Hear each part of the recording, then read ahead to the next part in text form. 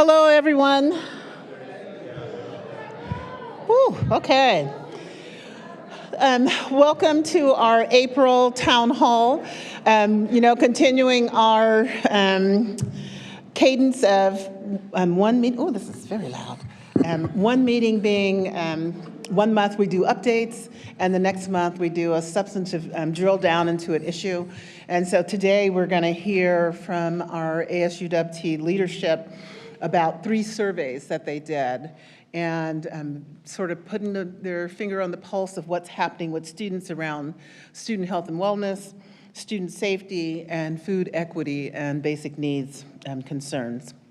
And before we get to that, though, we're going to start with our land acknowledgement. We recognize that all of us at UW Tacoma learn, live, and work on or near the ancestral homeland of the Coast Salish people. In particular, we are situated on the traditional territory of the Puyallup tribe. As people on this occupied territory, we have a responsibility to acknowledge the land, the ancestors who have cared for this land since time immemorial, and all our indigenous connections today. We also have a responsibility to acknowledge the histories of dispossession and forced removal that have allowed for the growth and survival of this institution. In light of this history, let us take active efforts to partner with our indigenous community members and neighbors as we continue our work together as a community of learners, leaders, and educators. And it's one thing to say this land acknowledgement, but we really want to make it real. So I have an example today of something that Ken and I did a couple weeks ago that I'm really excited about. And we were invited to come out to the Muckleshoot Tribal School. We have a relationship already with the Tribal College, but the Tribal School serves actually everything from early learning to high school. And they have over 400 students enrolled at this school, and we learned a lot about their efforts to expand, but also some of the things that they are doing as a tribe to expand educational opportunities for students to even go to private schools if they don't want to go to their local public school.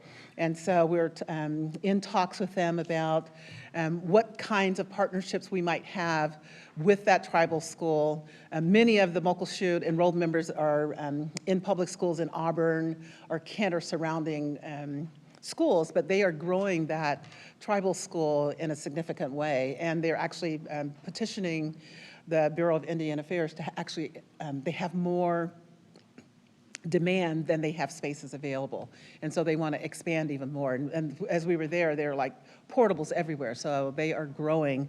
And for us to have not only the relationship with college, but also that K-12, we think will give us an opportunity. So it proved to me that we did the right thing by creating a student-facing position and a tribal-facing position, because we're going to be able to do a lot more innovative things, not only with Muckleshoot. We have really strong relationships with Puyallup and Chief Leshai, but then beginning to think about, well, what other tribes have tribal schools that are serving K-12, and what kind of opportunities can we have to have those students consider UW-T as their university of choice as we move forward. So thank you to Ken for allowing me to do that with him last week.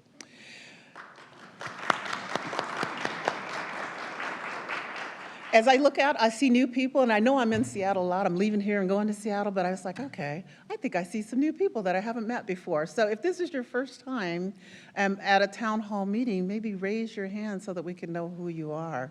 Yes, okay. Yes, okay.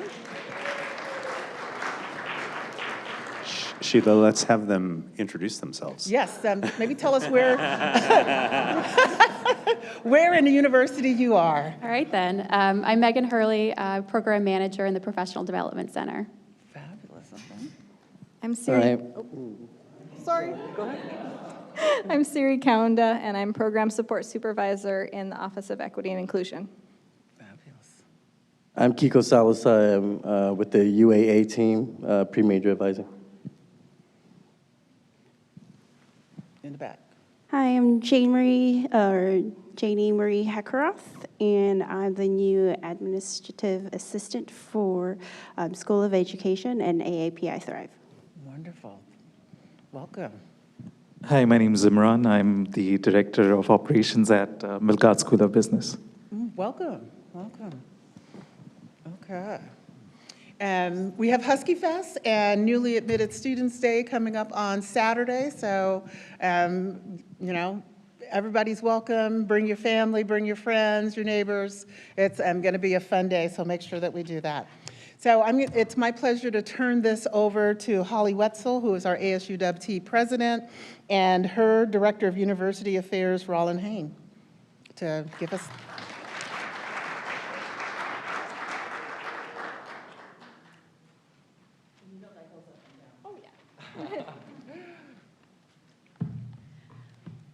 First of all, wow. Thank you guys all for being here and being engaged and hearing from student feedback directly. As Chancellor Lang has introduced, my name is Holly Wetzel. I'm the ASUWT president. And I'm Roland Haney. I'm the Director of University Affairs for ASUWT. Cool. So just a little bit of a preface before we really get into the data. I'm just going to talk about just a little bit of background on these surveys.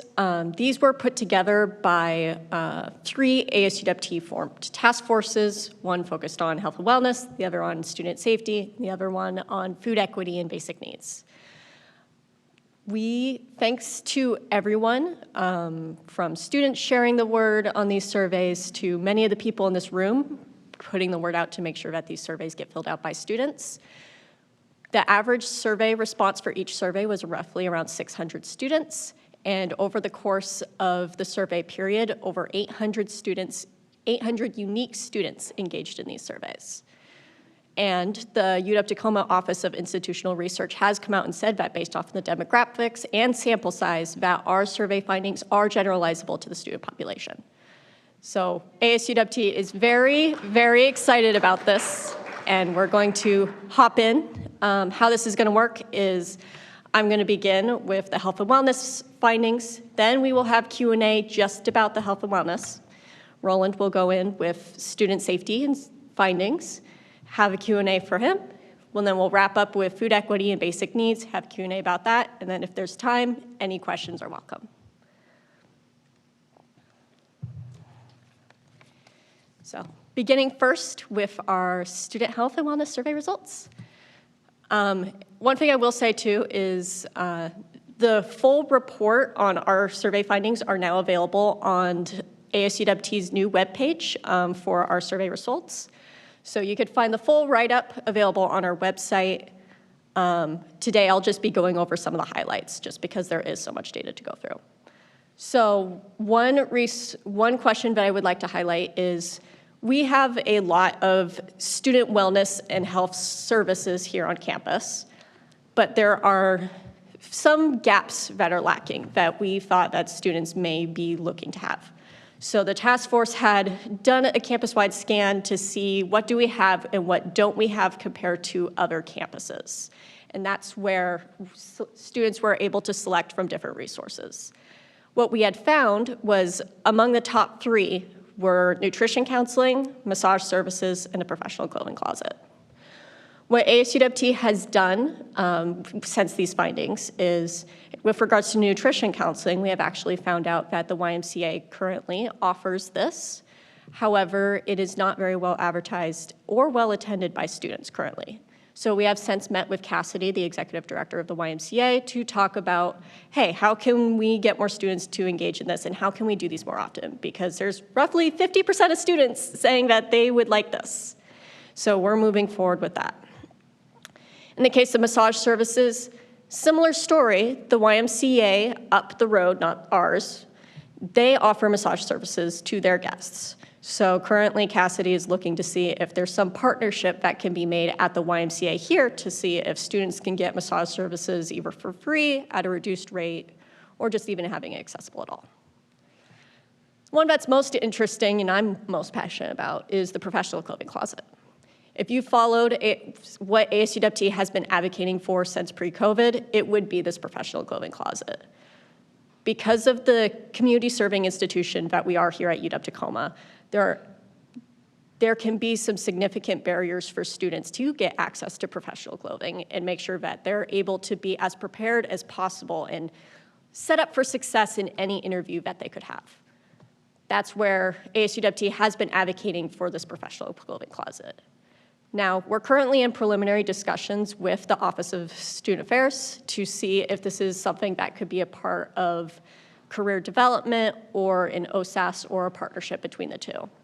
The biggest barriers that we have seen so far is funding, as well as having a person available to manage that position, because it's not as easy as finding an open space on campus, throwing some clothes in there, and tell students, hey, go get some free clothes. There's a lot more necessary in order to get that position, in order to get that resource up and running. But what we do know is that students want this, and I think students need this.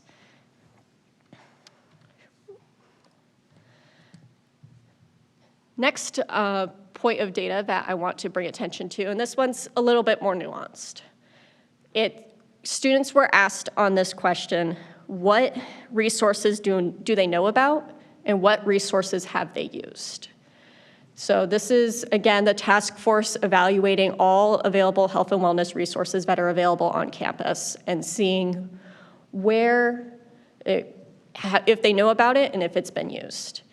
As you can see, there are some that are more known about than others, and there are some that are probably more underutilized than we might have initially thought. So as expected, the YMCA and food pantry are up there in terms of what students actively know about. But you have platforms such as Timely Care, which is what is considered our student health platform. Less than 10% of students know about it, and even less actively use it. And then we can even look at child care and family support services. I'm sure we know of many students who are parents, right? We have students who, we have roughly, looking at this graph, 20, 30 some odd % of students saying that they know about these resources, but just a small sliver actually use it. So the question is, what's keeping students from accessing these resources? Is it that students don't know about it? Is it that they don't feel comfortable using it? I'll get a little bit more into this and where the disconnect may be when I talk about the food equity data, but just want this to keep in mind.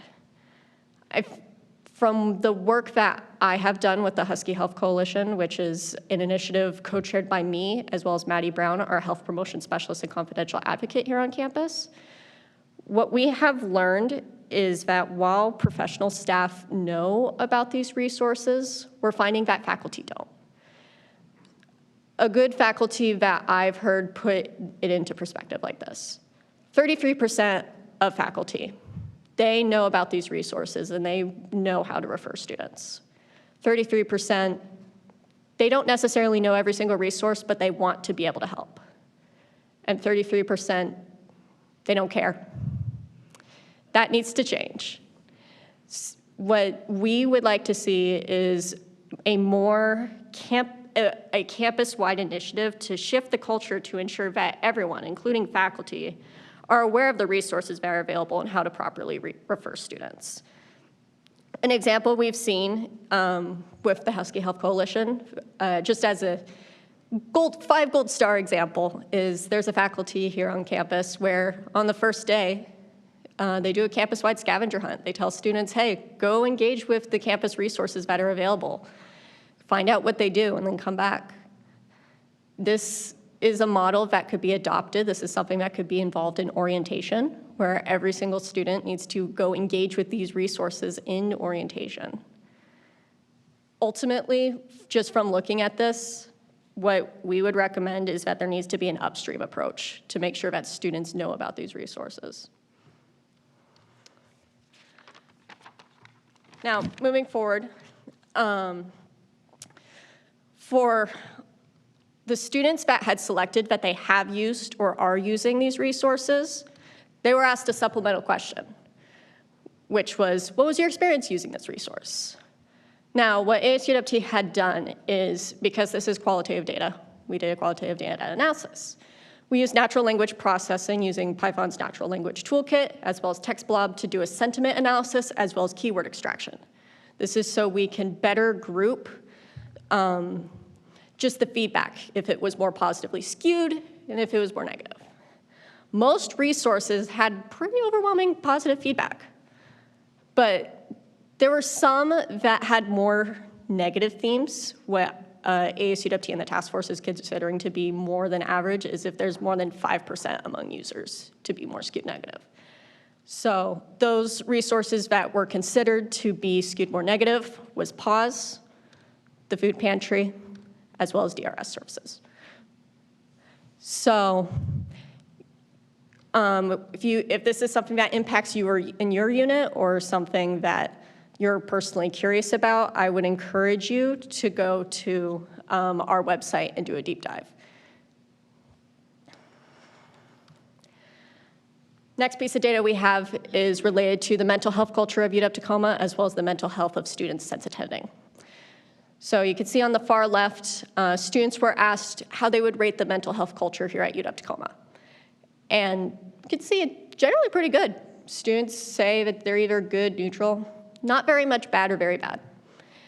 When students were asked to rate their mental health since attending UW-Tacoma, we see about a 10% decrease compared to what the rated mental health culture was. We see more students saying that their mental health has been bad, very bad, and just the general good, very good, neutral statistics went down by roughly 10%.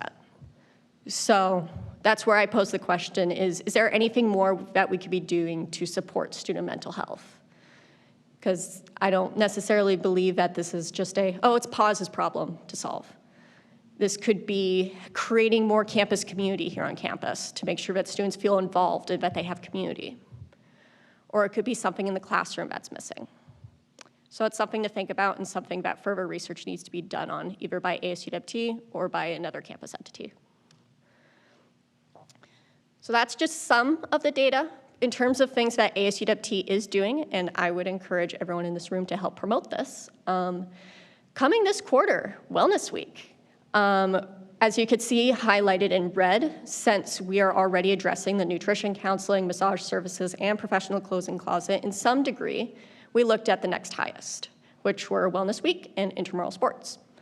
So Wellness Week is going to be an event that includes intramural sports, a de-stress event, wellness fair that will connect students to different community resources on campus and off campus, as well as the therapy dogs. And opportunity for prizes, generously funded by the Campus Event Fund. So any student who participates in these events, either just by showing up, petting a therapy dog, talking to someone at a table, they can get a ticket, and then they will be entered into an equal opportunity giveaway to win one of 20 different prizes. So definitely spread the word to students. We're hoping that this is, if you've ever seen a block party on campus, it's block party, but every single day of the week. So we're hoping that many, many students are excited and they feel that UW-Tacoma prioritizes their health and wellness. And we would also like to see, maybe for future years, if this is something that is successful, that could be expanded upon. In addition to this, the task force is looking on how we can expand the task force to do more into the next few years. Because we want these task forces to not just be a single year thing. After I'm gone, I don't want this to stop. This is something that ASUWT needs to continue as a whole. Any questions?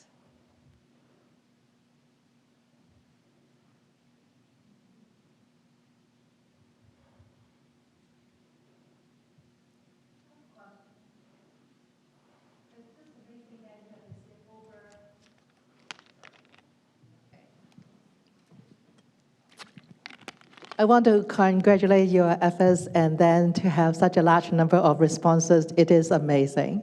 Thank you. I just wonder, I would like to know the levels of the student responses, how many of them are undergraduate and how many of them are graduate students. Because the School of Education, we are moving into the undergrad domain, but we are graduate schools. So how much do your data reflect the needs of graduate students? I think that is the motivation for my ask. Excellent question. So if you go to the file on the ASUWT website, it does have a dedicated page for demographics, so it will show how many percentage of students were undergraduate students. As for how these differ between undergrad to graduate, just taking a preliminary look, it's fairly similar. However, our graduate senator, Raghavi, she is currently doing a deep dive on all this data to see if there's any insights that can be gleaned. So that's the best answer I can give at this time.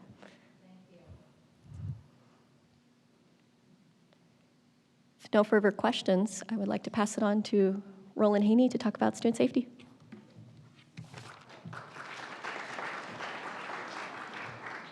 Hi, everyone. This must be how a professor feels when they have to read off a bunch of slides. So kind of getting a little bit of the opposition here, which is definitely an interesting experience. Thank all of you for being here, and thank you, Holly, for really promoting so much transparency from what we've been doing this year. I've had such an immense privilege this year being able to serve in my role and learn a lot more about faculty and staff and their approaches to things as well, because I think you guys deserve a lot more credit than you get. Namely, I would like to thank Sylvia and Susan for working so closely with me this year and for being able to support us in finding these things, as well as Joe.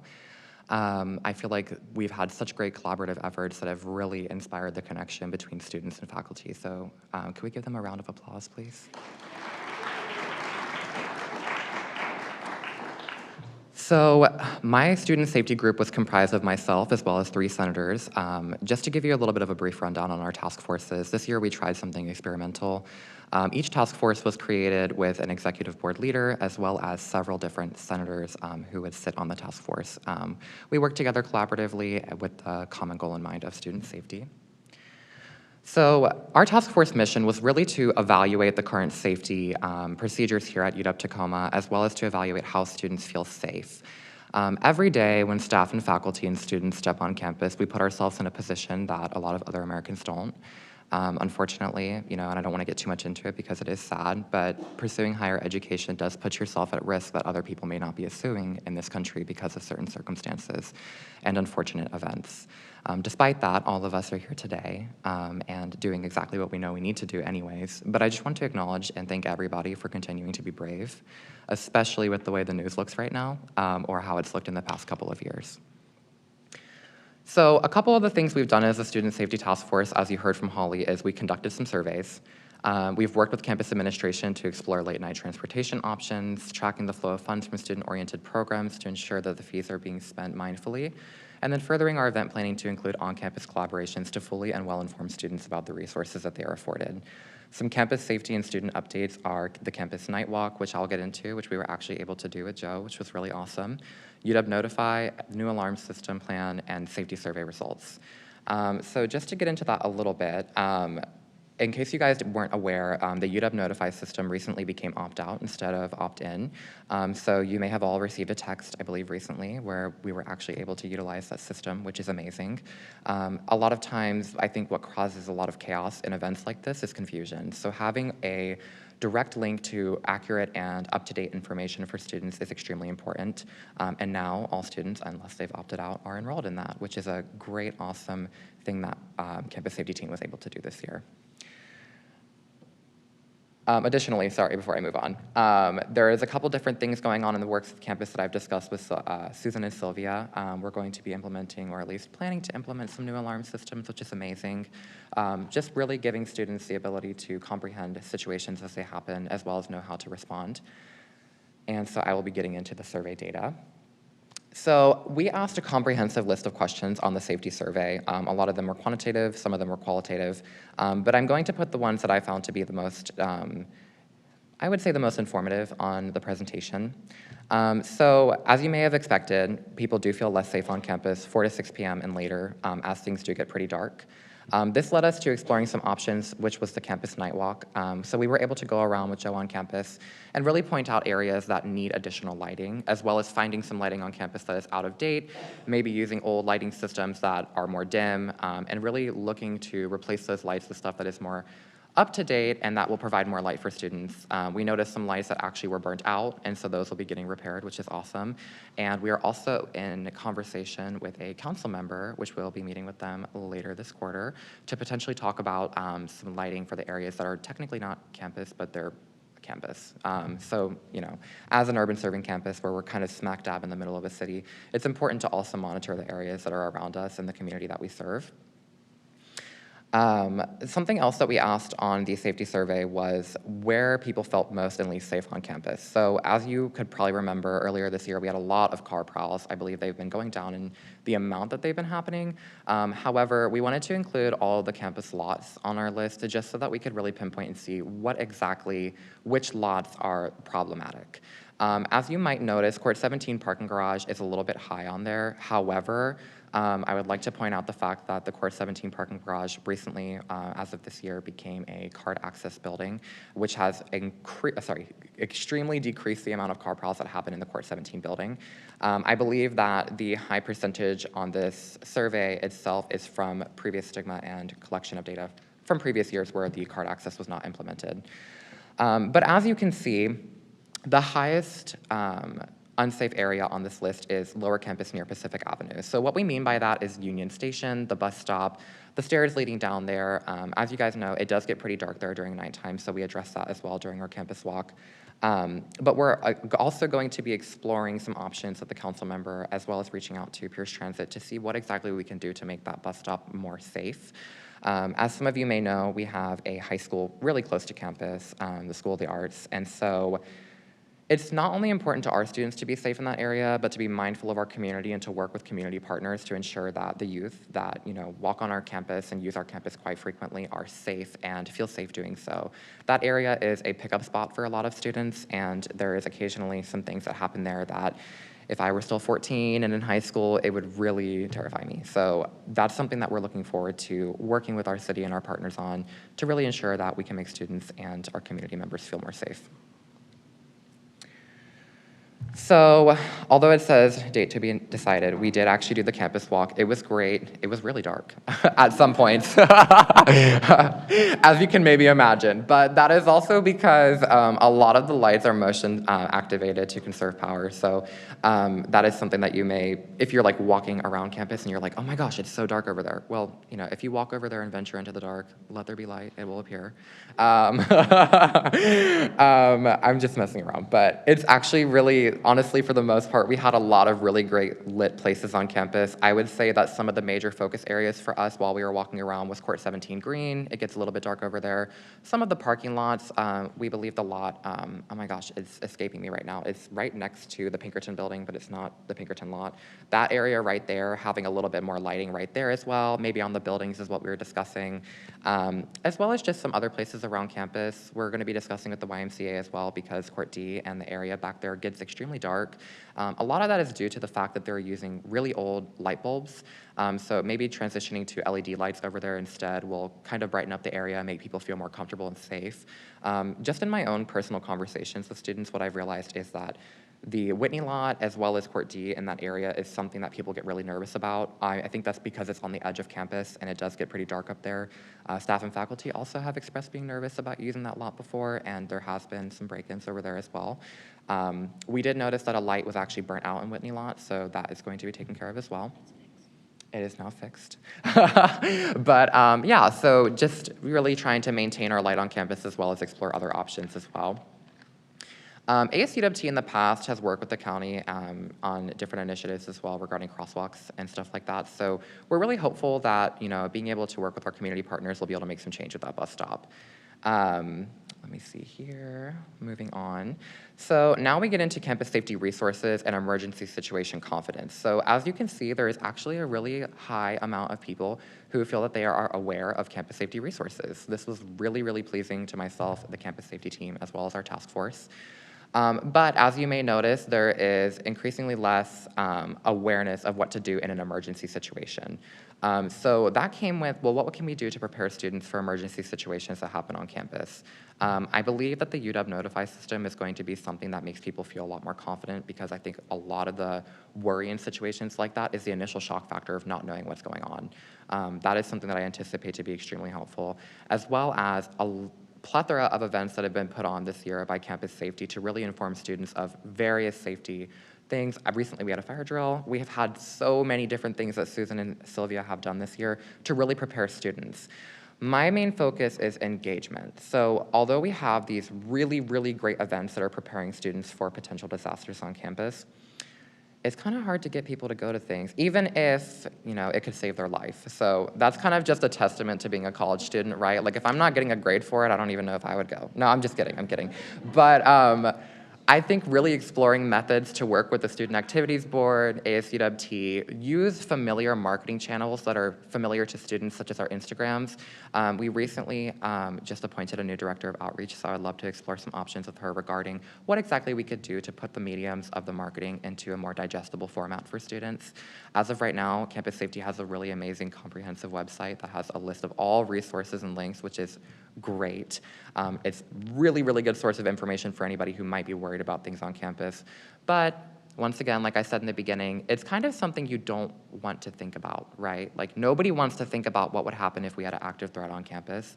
Nobody really wants to think about what would happen in the event of an earthquake, because those things cause people anxiety, you know what I mean? And it's always, those things happen, but they'll never happen to me, right? But the things that happen to people that say those same things, right? So a large portion of it is really finding ways to engage students in these events. We've had environmental health and safety come out. I think that when I walked outside of class and I saw somebody in what looked like a hazmat suit, I obviously was super interested, like, what is going on here? And at first I was like, oh my gosh, was there a leak or something? Like, what is going on? But that caused me to walk up and ask about it and then engage with the material that Susan was providing that day. So I think things that catch people's eyes work really well. And then, of course, food. Food is a really big factor in getting people to come to events. I was on the Student Activities Board, and let me tell you, the amount of people that showed up, if we brought like a pizza with the same speaker, exponentially higher. Like, let me tell you, like, it was insane. So I think really working together to really help bridge that gap between administration and students of what does and doesn't work to get students to attend events is something that we're going to be working on as I finish out my term this year. So what this really tells us is kind of what I was just explaining while I was on the previous slide, is reaching more students with this information. It was, once again, really, really great to see how many students feel like they're aware of campus safety resources. But it then goes back to Holly's point earlier, how many are really using them, right? It's not that the resources aren't good or that they don't exist, it's once again the engagement. So exploring some different ways, we bounced around the ideas of potentially doing trainings in the beginning of the year for new students. It's all kind of up in the air a little bit right now. But I would love to hear what all of you have to say about possibly engaging students with these materials more, because they exist. Hardest part is getting people to engage with them. So maybe some of your experience when we get to the Q&A portion, if you would like to share some ideas of what you think might be a good way to get students to really, really immerse themselves in this information. And so that brings us to our Q&A.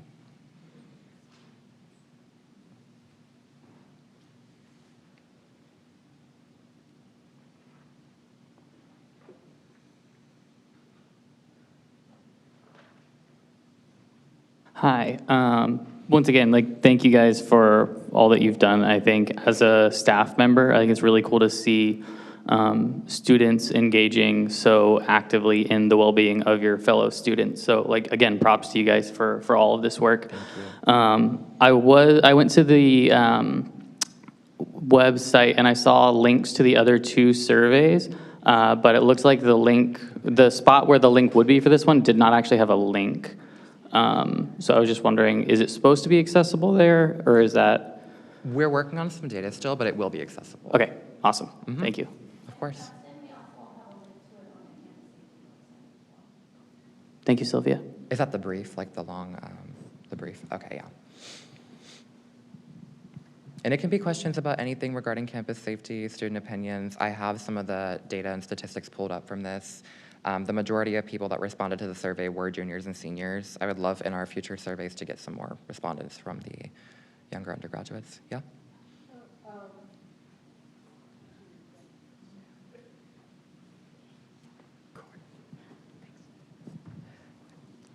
So I'm curious of both your thoughts about when we talk about engagement and bringing awareness.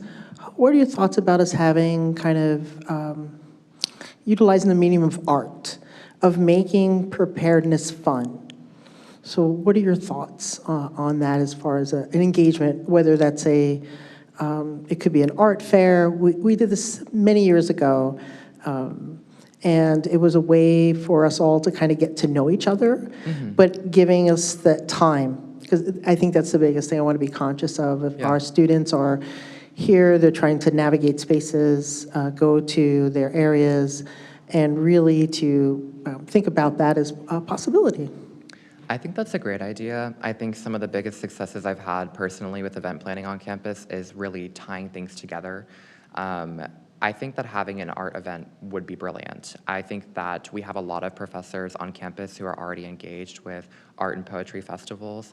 I think potentially working with them on those staple events that people are guaranteed to come to, or at least have proven to have large engagement, would be a good idea. The problem that I have when we are launching new events is that oftentimes on our campus, and you may all have noticed this, everything seems to happen at the same time. Right. Like you could have a week where there's nothing, and then suddenly, all on the same day at one time, there's like 6 things, and you're like, oh my gosh, what do I go to? So really finding that sweet spot of time for an event like that would be extremely important and relative, as well as planning it out really far in advance, just because what I've learned from events on campus is that so many things happen, which is part of the fun in planning events, don't get me wrong, pivoting for sure, but it can be stressful. So I think if it were to be done well and worked with campus partners and potentially even really implementing something smaller into a larger event that already exists that's guaranteed to get engagement, I think that would be a really good way to go about it. Thank you.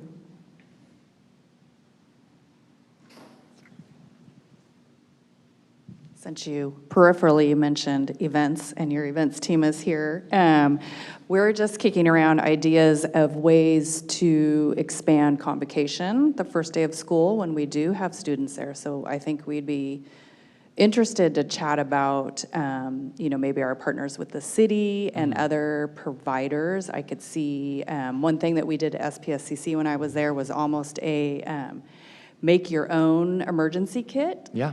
So just some of those hands-on activities that we can get. We already know students will be at.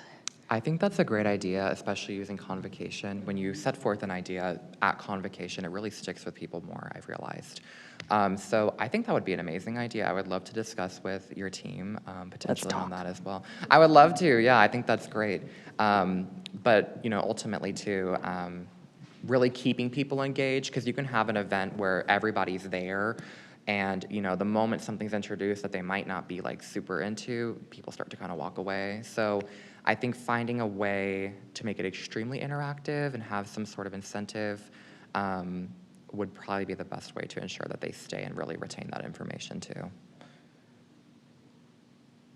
Hi, so this is Julie Palumbo, and I am currently co-chairing our Health and Safety Committee for this 2-year stint. So we have been having conversations about how we can outreach to the full UW-Tacoma community with our resources. So I think it would be great to have us, we've been talking about maybe tabling at welcome days, stuff like that. So I think with all of these great ideas and we all come together to share these resources, this sounds like we're really, really thinking, and I would be happy to bring this back to the Health and Safety Committee to continue the conversation and see how we can give more input as far as what we have as resources. Yeah, I would love to meet with your team to discuss some options that we have moving forward. I think the biggest thing for me right now, my term is ending in June, so a lot of my big focus is really cementing ideas through bylaws and legacy documents to ensure that the student government that comes after me and Holly is engaged just as much as we were. ASUWT can be an extreme asset to students as long as there is the drive. So really trying to ensure and set up the future of this organization. And my message to all of you would be to hold them accountable, because we've really had to hold each other and ourselves accountable this year, and that's been great. But to ensure that this level of advocacy remains, there's going to have to be that accountability. Reaching out, messaging them, asking for ways to work together, although I would like to think that students would do that themselves. That's going to be extremely important in maintaining the health of this organization. But I would love to meet and discuss what we could potentially do before the end of the year, as well as maybe some ideas for the beginning of next year. I'll still be a student, and I have a great interest in the safety, so even if I'm not on ACWT anymore, I'd still love to work with you. But I would love to meet. Yeah, I think we could reach out and invite you as a guest to our next meeting, just to kind of you can hear what we do and then get some of your feedback. Perfect. Thank you. Is that time? Yeah. I do want a quick time check from Joe. Is it 1:20 or 1:30? Okay. I'm hoping you said 1:30. Okay. I can't read lips too well. Okay. So, hop into food equity and basic needs. Before I start, I was nervous when I first started talking, so I completely forgot to say the names of everyone on the Health and Wellness Task Force, because it's not all me. I just want to thank Kalea, Nora, Santino, Emmanuel, Jay, and Dalton for their involvement on the task force. And for the Food Equity Task Force, Jason, Baruch, Cecia, and I wrote Jason twice. I think he was just that involved. Yeah. He's great. Yeah. There's one more. Okay. So first, starting off, one piece of information that I wanted to make sure that we gathered for these surveys is what's our rate of food insecurity? Because this is something that has been consistently measured in UW-Tacoma students through multiple different avenues. The standard way to measure this is using the USDA's 6-question scale, and that is what was implemented into the survey. And using that, we computed the rate of high food security, marginal food security, low food security, and very low food security.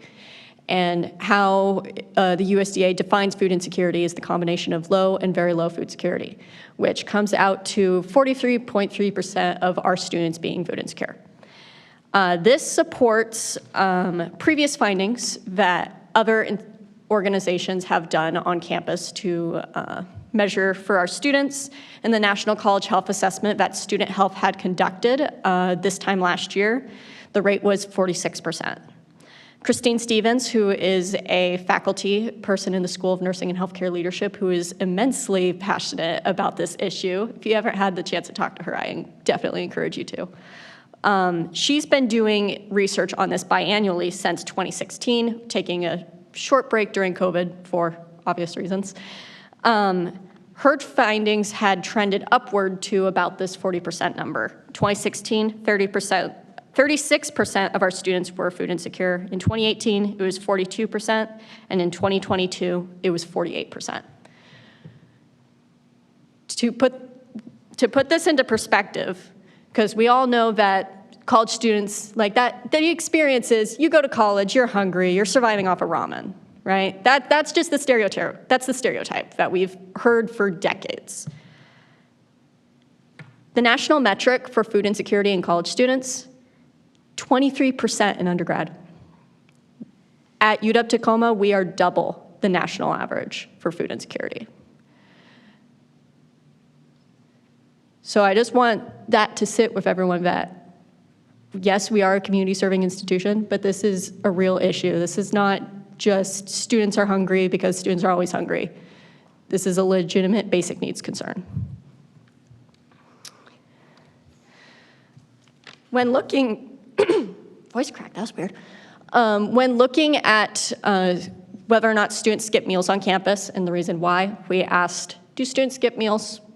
What we have learned is overwhelmingly, yes, students skip meals. At the rate, it varies, but it's very rare for students to not.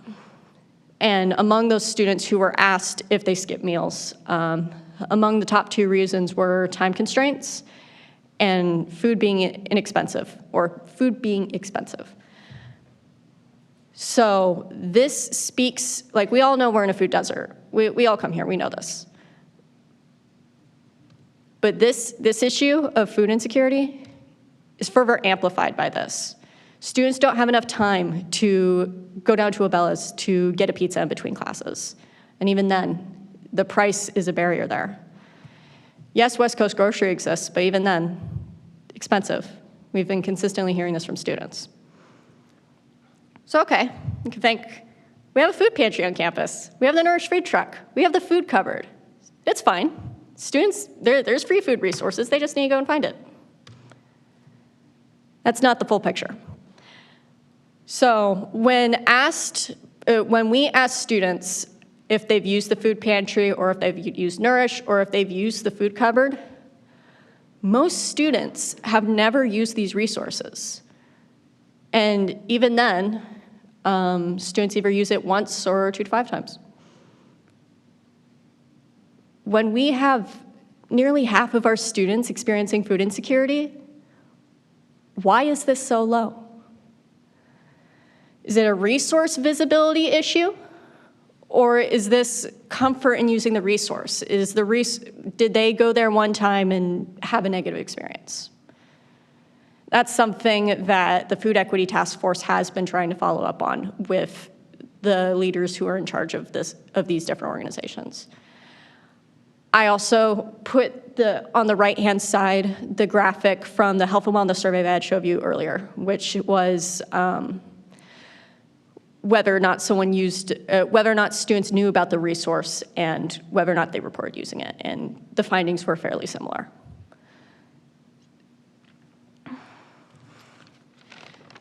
Another metric that we had looked at was, do students at UW-Tacoma experience stigma? And does that affect their willingness to access these free food resources, to see if that was the reason why this may be the case? What we're finding is that over 50% of students experience some amount of stigma. Now, it's more slightly and moderately, but I would argue any stigma is enough, especially when so many students are food insecure and they need access to these resources. They're available, but do students feel comfortable accessing them? The other thing that what the Food Equity Task Force wants to point out too is the student experience, because it was not all glowing. So doing the same quantitative analysis that was done for the health and wellness resources, we asked 4 questions to students who reported using these resources. We asked them their experience using the resource. We asked them what they would like to see changed. We asked them if they found what they were looking for and whether or not they felt welcome and comfortable. The pantry this could be for a few different reasons, but the pantry had by far the most negatively skewed negative responses compared to the Nourish food truck and food cupboard. Part of this could be in terms of management, and part of it could be just more students know about the pantry, so more students engaging with the resource, more likely to have a negative experience. We could go back and forth all day about what the reasoning is. There are a few fundamental issues, though. Again, you can look on the ASUWT website for deep dives on all of these. Some highlights related to the food pantries: long wait times, low availability, staff attitudes. Food cupboard, some concerns were like low stock, negative staff interaction. Again, these are at different magnitudes for each of these resources. Same deal with Nourish food truck, varying food options. Again, a full deep dive is on the ASUWT website. I encourage, if you're passionate about this, take a look. If this is something that affects your unit, ASUWT has been reaching out and scheduling meetings. So we're hoping to take what's considered the best route for our students. We also had a handful of supplemental miscellaneous questions that are all on that survey. These are just a few that I would like to highlight. We had asked a question just to Court 17 students to see if they would utilize a shuttle service from Court 17 to a grocery store, because the nearest grocery store is however many miles away, and not every student who lives on campus has a car.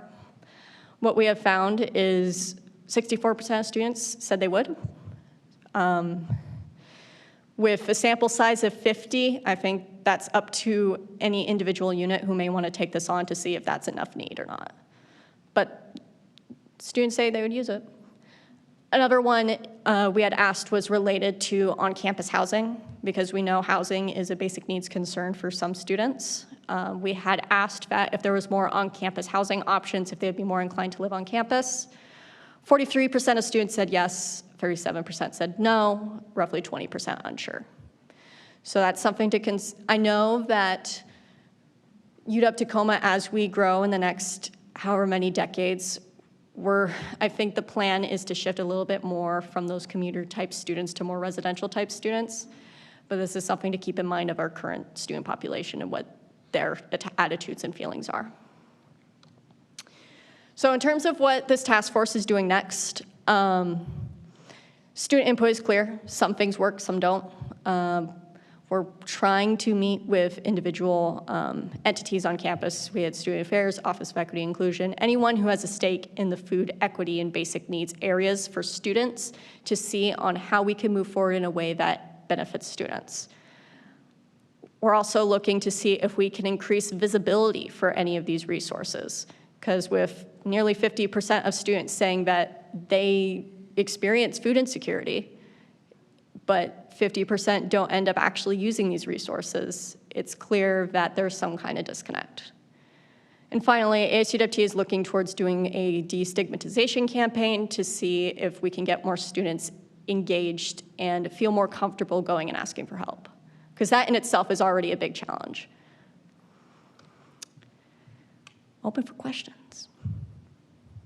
I see a few. Could you pass me the water? Yeah, of course. Thank you. Close on. I'm Roseanne Martinez. I run the Office of Student Advocacy and Support and responsible for the food cupboard, and take responsibility in shaming students now and then. The food cupboard is a one meal, hungry now, eat now, one meal. So I've at times taken 4 burritos away from one person and reminded them that there's a food pantry. And then another comment about destigmatization campaigns.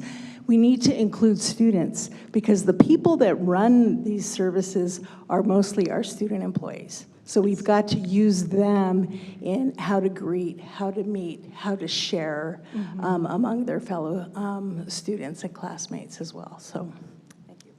I agree with all of this, and I'm sure the Food Equity Task Force agrees as well. Howdy, Mike Russell over in Fiscal Services. I hope you got an A in your research methods class, because this is all great stuff and it's really compelling. A question I had specifically about food equity is recognizing that we are in a community, and so recognizing that all of our students don't live on campus. And so did your survey take any assessment of utilization of community food resources, such as emergency food network and stuff like that? Because unfortunately, we didn't. We kept it very focused to the campus community. I think that would be something that the Food Equity Task Force could look into in the following year. Absolutely. I bring that up just to make sure, right, we have this population, and I just want to make sure that we're not drawing too much of a connection through lack of utilization of campus resources and assuming that that means that folks aren't getting any resources, right? And just thinking broadly, right, we need to make sure that no one falls below that safety net, but we also can leverage our surrounding community as well. So amazing work, and I'm really excited to see where you guys go with this. Thank you. Yeah. I'm Kara Peters. I'm with the UW-Tacoma Library. 2 things I wanted to mention is we are going to be doing food for finals again during finals week, and we will be promoting the food truck during that time as well, just to get the word out in a different way. And then I was just curious if part of the destigmatizing, if staff were I'm gonna have to use the food truck because my husband lost his job.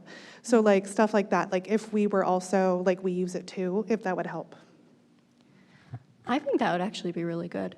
I think showing that, one thing that the Husky Health Coalition is doing, shameless plug, If you're not involved with that, you definitely should be. We're looking towards doing a messaging campaign just so students feel comfortable asking for help. And I think if we took the same approach of, say, like first gen, like I know we have multiple members of staff and faculty who've like done things related to first gen, and shows like, oh, like that person's first gen, like they're like me. So I think if we took that same route of like, oh, this person who works at the university is also experiencing the same things I have, like I could feel more comfortable accessing these things. I think that's wonderful. Thank you. So I have a question. In the survey, because I was trying to look online for it, was there any questions raised about time? Because I'll just say anecdotally, I've had folks walk in my office trying to navigate food needs, and it's not always at the time that these services are open. So I was just curious if that was being considered. Yes, I believe that especially related to the pantry, that operation hours were definitely mentioned and were concerned. It wasn't mentioned as much as stock, but I think that's because, well, if the pantry's not, like you're more likely to recognize the fact that, oh, there's no stock over it just not being opened. And I know this didn't show up as much in the survey, but for the Nourish food truck, I've personally heard from students that when Nourish is available, they can't access it.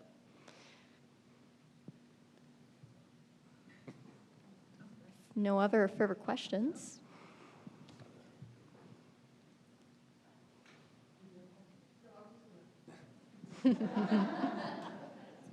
Just simply wanted to say, also want to acknowledge ASUWT and thank you for all your work on all of this. So Mentha Hines-Wilson, Division of Student Affairs. So Holly, Roland, and I and others have been having conversations about this throughout the entire year, and to see it come to fruition is really quite wonderful. And absolutely want to let you know that you've got the firm commitment, as you've always had, from Student Affairs about the ways in which we can improve programs and services. But I want to say it's not only Student Affairs, but it's the campus community. And one of the calls to action that I heard is for faculty and staff to help convey the information to students that these resources are available and that help seeking is a good thing. That has always been one of the mantras on the campus. So help seeking is a good thing. And so we'll work together to try to amplify that. But again, thank you for your intentionality to this and to holding us accountable, which I've always said.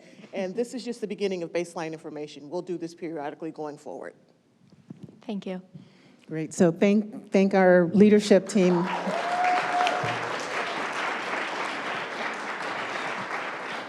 I have to say that my very first meeting with Holly, as her being our ASUWT president, she said to me, we actually need data to make decisions. And I know, imagine that. And she said, we're going to do some surveys and get some real data so that we can actually have data informing what ASUW does and how we move forward in advocating for students. So I am so pleased and excited that she has served this year and done what she said she was going to do, which was have data and then make decisions based on that. So just thank you for your leadership, Holly. Thank you. And then thank you, Roland. From the very first moment I met you, we were talking about safety. And so you have made that a pinnacle and actually given us things that we can do something about. You know, like doing a night walk. That was brilliant. And, you know, and thank you to finance and facilities team for replacing some of those lights already. So things that are actionable. I'm just so super excited about this work. So our next meeting will be in May, and that will be a campus update. Stay tuned for all of the information about commencement. It is coming. It will be here before we know it. And so thank you all for making time today, and we'll see you around campus. And welcome again to the new people.